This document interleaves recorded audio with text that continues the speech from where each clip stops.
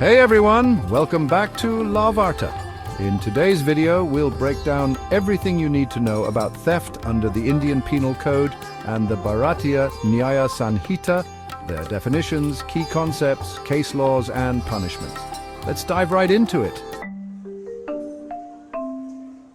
Theft is one of the most common criminal offences, and it is a breach of property rights. While the Indian Penal Code has defined it for years, the new Bharatiya Nyaya Sanhita 2023 has introduced a modernized and updated legal framework. Let's explore both and understand how they compare. According to Section 378 of the Indian Penal Code, theft is defined as whoever, intending to take dishonestly any movable property out of the possession of any person without that person's consent, moves that property in order to such taking, is said to commit theft. Under the Bharatiya Nyaya Sanhita, Section 303 defines theft slightly differently. It states, anyone intends to take dishonestly any movable property out of the possession of any person without that person's consent is theft under Section 303. To prove a theft case, the following elements must be present. Movable property. The stolen item must be tangible and movable. Possession of another.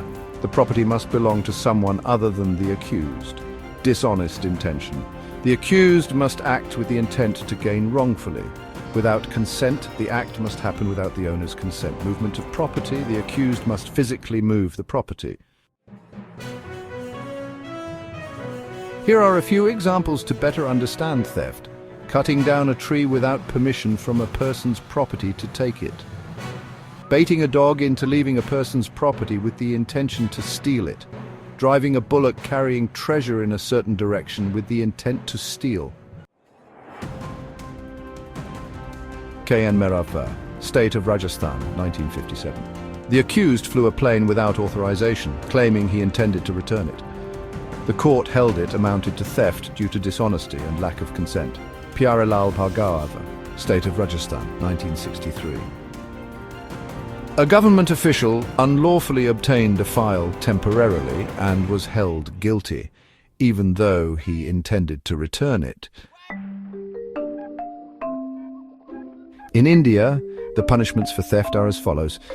Under IPC, Section 379, imprisonment up to 3 years or a fine or both. For a repeat offence, imprisonment up to 5 years with a fine. Under BNS, Section 303, imprisonment up to 3 years, a fine or both.